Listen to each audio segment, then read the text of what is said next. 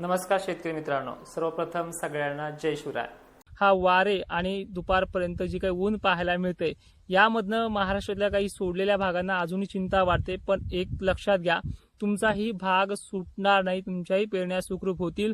आता आजच्या 30 जूनला संध्याकाळपर्यंत काय होणार आहे किंवा 1 जुलै 2 जुलै 3 जुलै या कालखंडामध्ये काय परिस्थिती उद्भवणार आहे आणि त्यामध्येच हे जे काही सोडलेले भाग आहेत यांच्यासाठी काय चिंता आहे पहिले हे बघूयात। सगळ्यात महत्त्वाचं, राज्यात पुढील 4 दिवस झडी ते चटकाऱ्याचं वातावरण आहे आणि ही झड संततधार पाऊस हा जवळपास 3 तास 4 तास तर काही ठिकाणी 6 तास बरसणार आहे। मग आज जी काही तारीख आहे 30 या तारखेला खान्देश, नाशिक, इकडे सांगलीचा पश्चिमेकडील भाग, कोल्हापूर, पुणे, अहिल्यानगरमध्ये संततधार पावसाला किंवा झडीच्या पावसाला सुरुवात होणार आहे।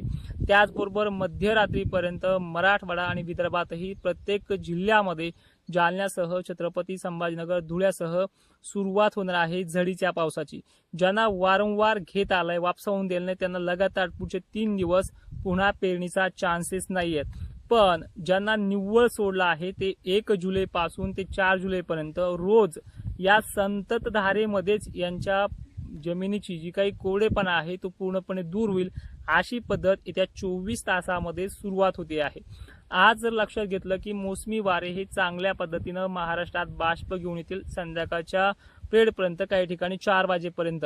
पण ज्यांना निव्वळ सोडला आहे असा बीडचा काही भाग आहे, लातूरमध्येही परिसर आहे, उमरगा आहे, त्याचबरोबर नांदेडमध्येही काही भाग आहेत, पालममध्ये आहेत, परभणीमध्ये सुद्धा आहेत आणि बीड बरोबरच जालन्यामध्ये सुद्धा कुंभारपिंपळगाव सर्कलमध्ये आहेत। त्याचबरोबर भोकरदनचे, हसनाबाद, खडकी वगैरे जे भाग आहेत त्या भागांचे देखील मेसेज येतात, वारंवार कॉल येतात। पण परिस्थिती त्या भागाची जाणून बुजून मान्सून सोडलेली आहे, जवळपास पाऊस पडतोय पण त्या भागांमध्ये त्याचा प्रभाव पडलेला नाहीये। तो आता 1 जुलैच्या संध्याकाळच्या किंवा दुपारच्या पिरियडपासून पडेल। 3 दिवस ते 4 दिवस सूर्यदर्शन दिसणार नाही, त्यामध्ये दिसला तर अर्ध्या 1 घंट्यासाठी फक्त दिसेल। एवढं झडीचं जबरदस्त वातावरण येत्या 24 तासात म्हणजे 1 जुलै पासून ते 4-5 जुलैपर्यंत राहणार आहे।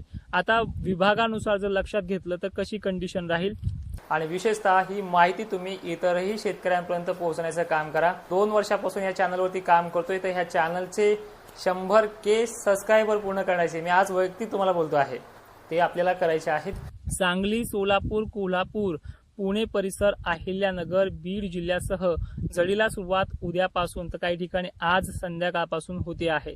धुळे, नंदुरबार, शहाद्याची तर चिंताच मिटणार आहे, कारण की मोठं लो प्रेशर मुंबई मार्गे गुजरातपर्यंत नाशिकचा जिल्हा कव्हर करून धुळे जळगावपर्यंत प्रभाव टाकते। यामुळे संभाजीनगरचा सुद्धा फायदा याच्यामध्ये खूप होतोय आणि जळगाव बरोबरच बुलढाण्याच्याही सोडलेल्या मलकापूर भागांचाही समावेश आहे। खामगाव बरोबरच अकोल्यामधल्या सोडलेल्या भागांचा समावेश आहे।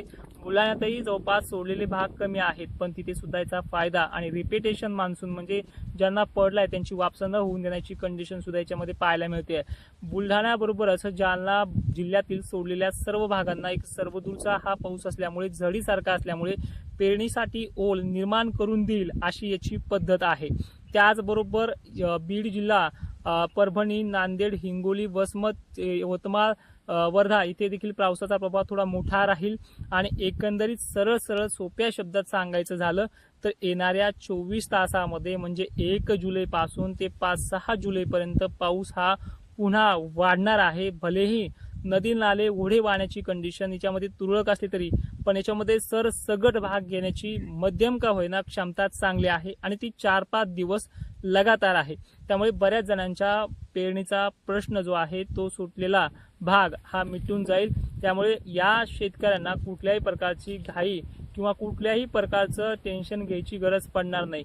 आतापर्यंत 22 जून पासून जो मान्सून सुरू झालाय त्यामध्ये त्याला जवळपास 8 दिवसामध्ये 90% भागाला व्याप्ती पूर्ण करायला वेळ मिळाला होता आणि ती पूर्ण देखील केली।